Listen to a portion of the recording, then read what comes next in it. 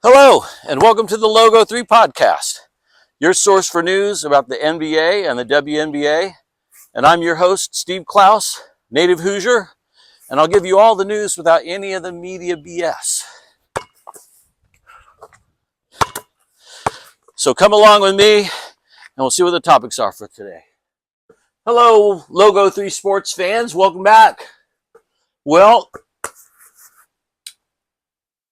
there was quite a game last night, a game that really paints an incredible picture of what's going on.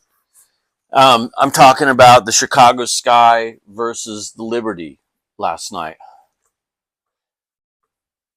The Chicago Sky have the worst point differential for the first two games in a WNBA season, the worst in the history of the league. The Fever beat them down by 34, 35 points. And the Liberty beat them down by like 24, 25. And Angel Reese had maybe the worst plus minus we've seen in a long time.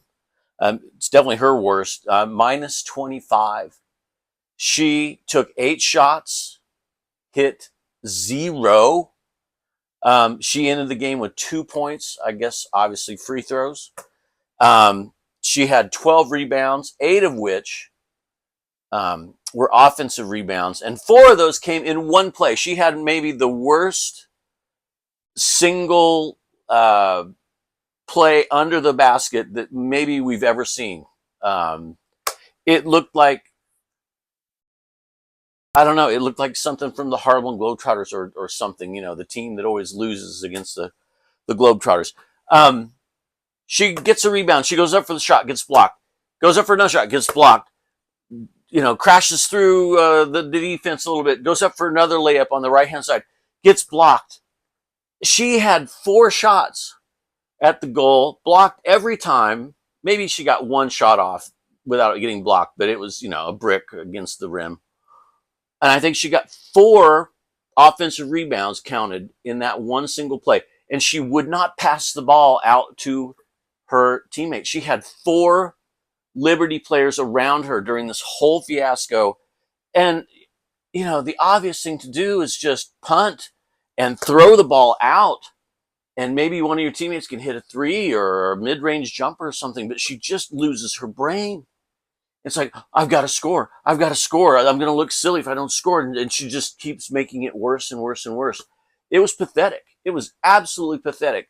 So is this finally the silver bullet, the smoking gun that will tell all the media pundits on ESPN and the mass media that just are perpetrating this bullshit that keeps happening from the season last year and so far this season, that Angel Reese is a role player at best. Yes, she's a rebounder, but she's a role player. She's not supposed to be talked about in any way, shape, or form the way that we talk about Caitlin Clark. It's so ridiculous. I mean, okay, she paired herself with Caitlin in college, with the whole, this stuff and pointing to the ring, finger, all that.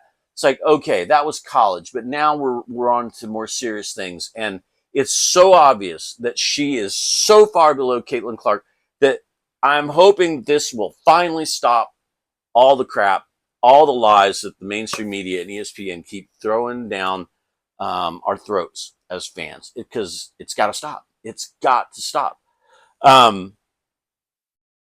Yeah, unbelievable. Unbelievable. You've got to see this sequence. Go find it on YouTube. You'll find it easy enough. Well, on other news, let's talk about the Pacers a little bit.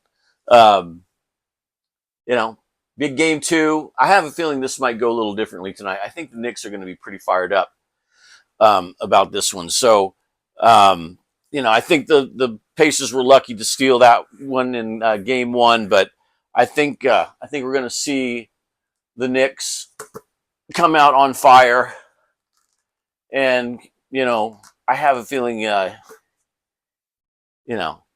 it's not going to be like game 1. If the Pacers win game 2, I mean, that'd be great. Make a liar out of me, but I really think the Knicks are going to win this one, and then it's going to get interesting back at Gainbridge Fieldhouse for Game 3 and 4. So, and a little bit more about the Game 1 with the Pacers and the Knicks. I was watching that game at about midnight.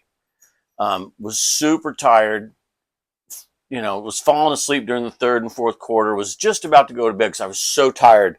Ended up, making it to the end of the game at about 1:30. And I knew it was a great game. I knew it was super exciting that the Pacers, came back to win. But I was so tired and out of it that the gravity of that particular game, the history that was being made during that game, that was kind of lost on me that night.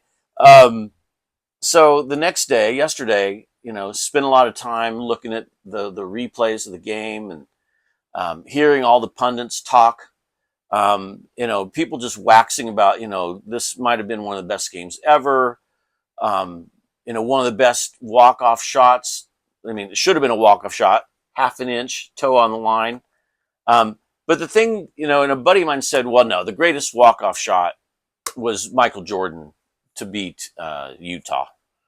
And granted, yes, Michael Jordan, yes, they won the game. He walked off. But this shot was so dramatic because of how Halliburton got out to the three-point line. He acted like he was driving, and then he does a 180. It's not like he backpedaled or backstepped or, he literally had to turn around, sprint to the three-point line, do another 180, throw up the shot. And again, his foot was that far over the line. And what made it all the more dramatic was the fact that the ball bounces 10 feet up. I mean, it was as high as the shot clock. And it drops straight down. And I have never seen a team run so fast onto the court. I mean, they sprinted. The whole team sprinted to go out and meet Tyrese Halliburton at half court or a little beyond half court just to celebrate with him. And then the news comes that, it was a two-pointer. But still, they come back in overtime and win by, I think, 3 points. And the fact that Reggie's calling the game, I mean, it was just like the storybook game and ending for the Pacers. It's mind-blowing. It's astronomical. The odds are astronomical that all these little things kind of came together. So I think somebody needs to do a documentary about that particular game. I think there's enough in that one game that you could do a really cool 20, 30-minute documentary about that. In fact, maybe that's what I'll do. I'll do it myself. I might do it myself. So there we go. So that's all I have to say for now. Hopefully the Pacers win tonight. We shall see. We shall see.